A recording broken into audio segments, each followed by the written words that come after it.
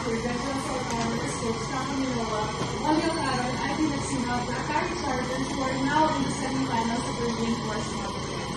Coach, congratulations on this victory. It was a close game against Farm Fresh. What are your thoughts on this game? That's it. I think just prepare for. Actually, we prepare for the changing the tactical.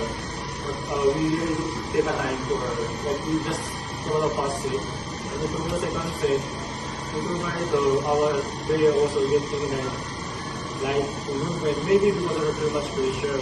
And then yes, I think especially these three players.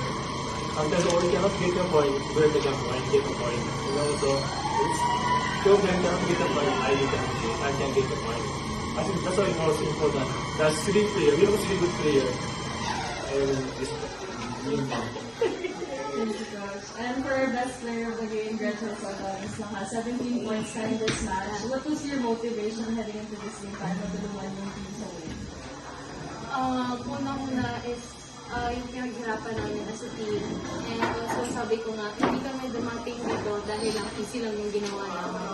And also, parang inspiration ko is my teammates, the hard work, especially sabi ko nga, sabi nga namin, pag gitgitan yung laban, hanap ka ng pwede mong kapitan. Yun is that ulit. The teammates first. And for all, you also had 17 points in this game. I guess what was your mindset heading into this match when you guys secured that win against Margaret? So I knew that it was going to be as easy of a match. It will be like more difficult than last game because we knew that they're going to come in a lot more motivated to win because this is like all or nothing at this point. So I just try to fix some things I wanted to work on the last game, like getting a little bit deeper, and, more in the corners. So just focus on that and practice like going into this game. Thank you, Ali. And for Ivy, what can you say lang na up until now, unbeaten pa rin kayo and you guys are in the semifinals?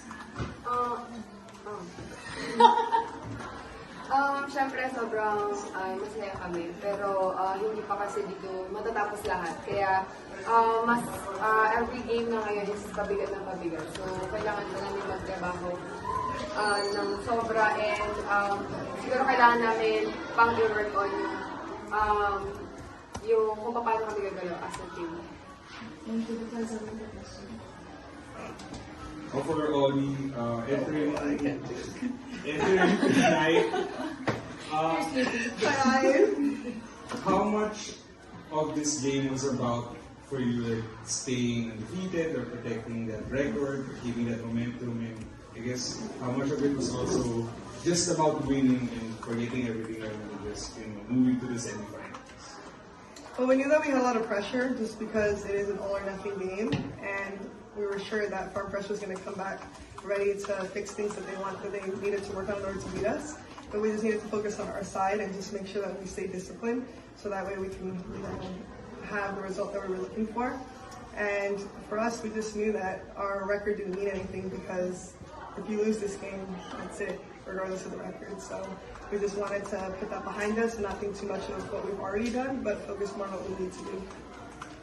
And for Ivy and Gretzel bilang semi-finals, ano yung meron bang bagong mindset o approach siguro kayong dadalhin doon para hindi masyadong madala sa pressure na kailangan yung dito matalo o kailangan makarating sa finals? Paano ka doon yung composed pa din pagdating ng semi-finals? Yun nga, yung kailangan pa namin ma-improve as a team is yung paano kami maging masaya. Kasi yun nga, parang kanina, like yung mga games na naghahabol kami ng set, yun yung nagiging problema namin. Tatahimik kami, tapos titingin kami kung sino yung mauuna, parang gano'n. So, kailangan, first set pa lang, kailangan may mag-step up agad. Yun nga, enjoyment talaga. Oh, sorry. Sa akin naman po, siguro, kung paano namin ma-handle yung pressure. Kasi for sure, pabigat yung pressure ngayon. And kanina, meron na ding pressure na dumating and tinulungan ako nila Ate Greta. Siguro yung kailangan namin patibayin na kapag yung isa nasa under pressure na, meron at merong magtatak sa kanya na kaya mo yan. So siguro yun yung mga kailangan namin dalhin pagdating sa next week. Coach, what does it mean now to be a part of something dito sa Vida Kari? To be a part of something na historic or something na never before na nagawa pa ng Akari? Ayun nga, parang hindi naman iniisip yun eh. Like, siguro for others, historic na siya. Pero kasi yun nga, hanggat hindi pa namin yung nahawakan yung trophy, wala pa kami napapatunayan. Ollie. Yeah, I Yeah. understand. Something about a Trophy. trophy.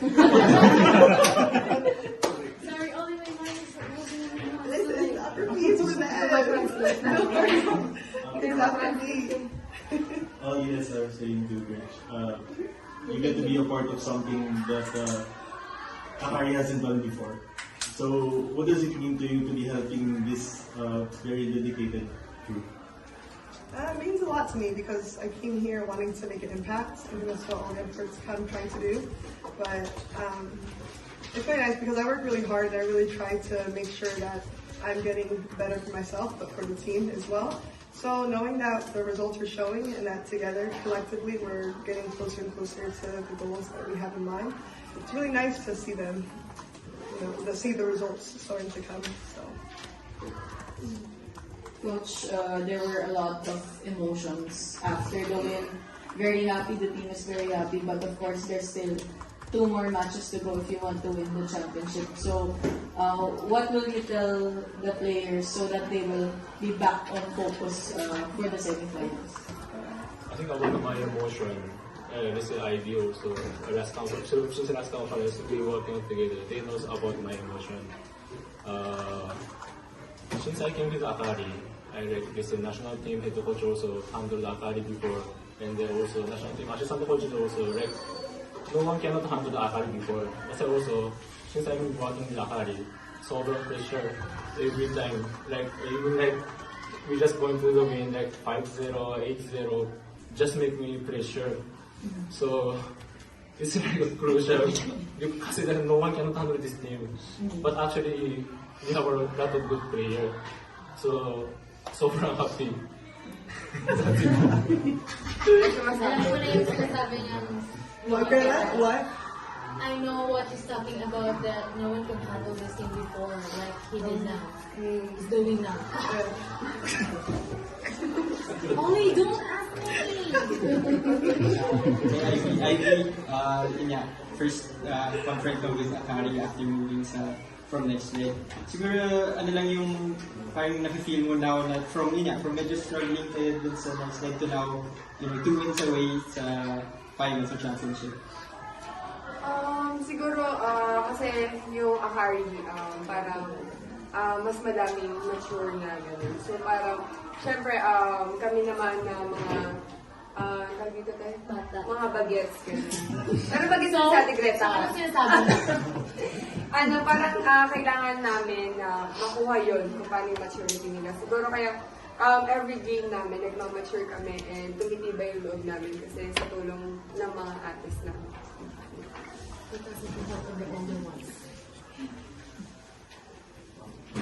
For Gretzel naman siguro, ayun, pumasok ng dugout niya si Ran Takahashi for the game. So, can you just...